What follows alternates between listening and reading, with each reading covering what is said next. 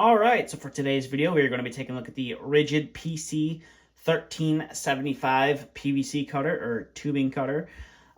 This guy is a little bit of an upgrade from my current PVC cutter that I have. I believe the current one I have is the PC-1250, and this guy I believe is made out of aluminum or it is metal, whereas the PC-12 that I have, which is sitting right here, is made out of plastic. Decided to get this to see if I like it a little bit better than the plastic one. There's nothing wrong with the plastic one that I have. I'm just kind of looking for something that's a little bit more comfortable and a little less fatigue on my hands, and I can put a little bit more pressure on and not have to worry about breaking the tool.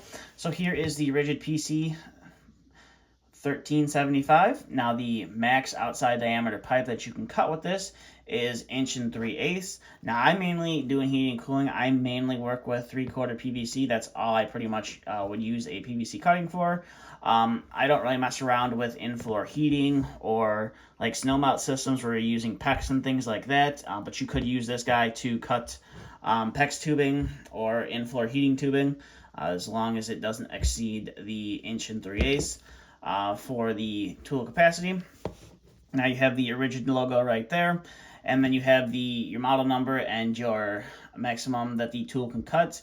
So it's 1 3/8, which is, I guess, for you millimeters guys, it's 35 millimeters is the most that this tool can cut. Now you do have a retention pin right there, and if you do push that pin out, that goes all the way through the tool. I believe that allows you to change the cutting edges on the tool. Now that's not something I've done, but I kind of needed to do it on my 1250, and decided that's kind of when I decided to do. I really want to change it out and keep using it, or do I want to try something else? Which is why I got this guy. You do have a nice, fairly long handle, and then you do have a nice locking mechanism here on the back, so if you wanted to store this in a tool bag and only take up maybe like one pouch, you could. You don't have to leave the tool all sprung out. Now this tool is spring loaded, which I will show you here in a second, but that's just the one side, and here's the other side. It's relatively the same. The only thing that's different is pretty much the one has a pin, and the other side has that clip that holds the pin in. But other than that, that's pretty much it for the detail. Now, this tool does come with, I'm not sure what you call this thing, but it's like more of like a limiter where you can put it on the tool and the blade and stuff will still function. You put it on the tool, I'm assuming it's for when you're working with some smaller size piping and you don't want it moving all around in the tool. You put that guy in there, and it kind of allows you to keep that piece of pipe, or that size pipe, I should say, kind of in there from moving around. So there is that. I didn't even know this tool came with this because all the pictures I saw online just kind of showed this tool. So when I saw this in the packaging, it was kind of a shocker because I didn't know what it was until I did a little bit of research and kind of found it out. So we'll go ahead and set that guy off to the side. And like I said, this guy is spring loaded, so it just kind of opens up.